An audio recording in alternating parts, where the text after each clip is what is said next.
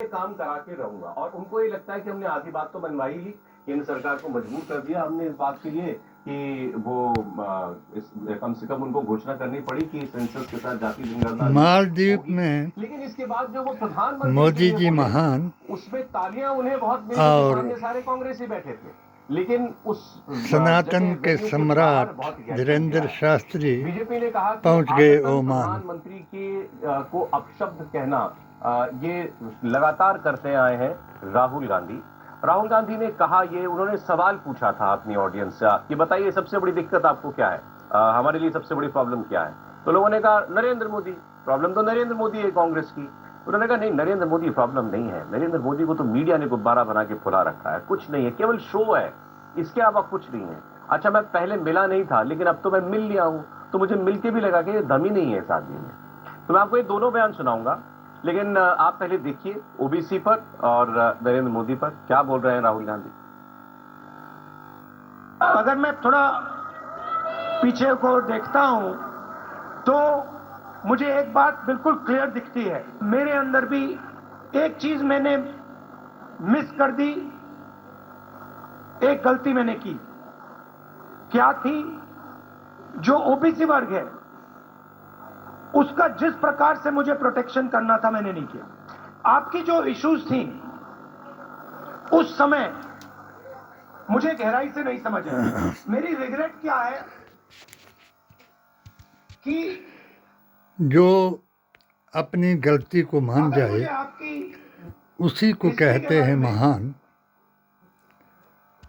आपकी इश्यूज के बारे में और जो एक ही वर्ग मैं तभी जाति जनगणना करा देता की या समुदाय की या हिंदुत्व की बात कहे, वो नहीं हो सकता सबका प्रधान। और इस गलती को मैं ठीक करने जा रहा हूं। विदेशों में हर मोदी, घर घर मोदी, मोदी साहब बोलते हैं, जब वो और पहले अपर कास्ट में थे, हर मुसलमान में जब वो चीफ मिनिस्टर बने कह रहा है मोदी जी महान, कम्युनिटी का नाम और उन्होंने उसके बैकवर्ड लिस्ट में डलवा लिया। अपने मुल्क का किसी को पता ही नहीं चला, हम लोगों को भी पता चला, मुसलमान बने बहुत परेशान। मिनिस्टर बने और उन्होंने शुरू किया अपनी चालबाजी। हर जगह बैकवर्ड में गए तो मैं बैकवर्ड हूं बोलना।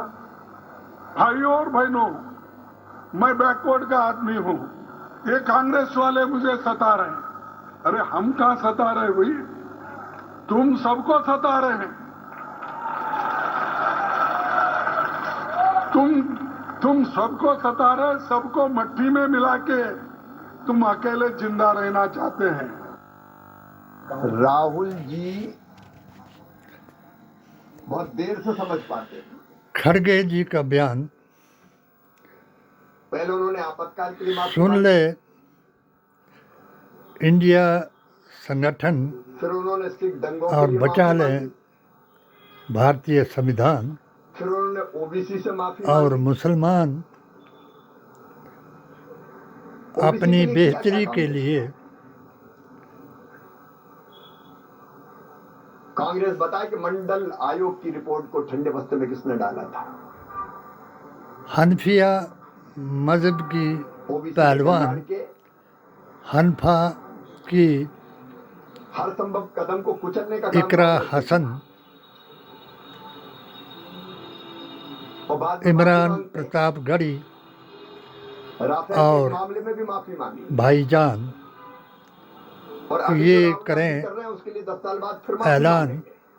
कि हम भारतीय संविधान, वो ठीक कुरान करते ही नहीं है और 10 साल और बाद नबी माफी की मांगते हैं। जुबान को बचाने का अभियान चलाएंगे। माफी मांगना ही उनके भाग्य में लिखा हम हुआ है। करबला के मैदान में अब राहुल गांधी ओबीसी की बात करें, इसमें अब कोई ताज्जुब नहीं, वो बात सिर आपसे कटाने नहीं, काफी वालों वक्त से ये बात करते आ रहे हैं। लेकिन जरा और पीछे जाते हैं, राहुल गांधी से भी की पीछे बात जाते हैं। पर ये बातें जाते मुसलमानों हैं कि को उन्हें कब शुरू हुई? समझाएंगे 2010 में पहली बार देश में जाति और जनगणना की मांग उठी। मांग किसने? इस्लाम ही सरकार किसकी थी? यूपीए की सरकार थी। वो दीन है, यानी व्यवस्था है, आरजेडी ने, जिसका विवरण हम जेडीयू ने, इन तमाम दलों ने मांग उठाना शुरू किया कि आदम आले इस्लाम से सेंसस के साथ कल की अवतार तक सरकार ने उस वक्त सबको ये राष्ट्र निवेदन सुनाएंगे। करवाया भी था। ये लेकिन हमारा उसका डेटा जारी नहीं किया। उसका डेटा ये कहने अभियान जारी किया होगा कि इस डेटा में त्रुटियां हैं। और ये पी चिदम्बरम साहब का बयान है, अगर मुझे ठीक याद आ रहा है तो। जो उसके बाद फिर लगातार अब जब 10 साल रसूल पूरी अल्लाह सरकार को के हो गए, दीन पिछला पर लोकसभा चलेगा, इलेक्शन होने वाला था, वही उससे एक साल मुसलमान पहले होगा। 2023 से राहुल और गांधी ने इस मुद्दे को उठाना शुरू किया।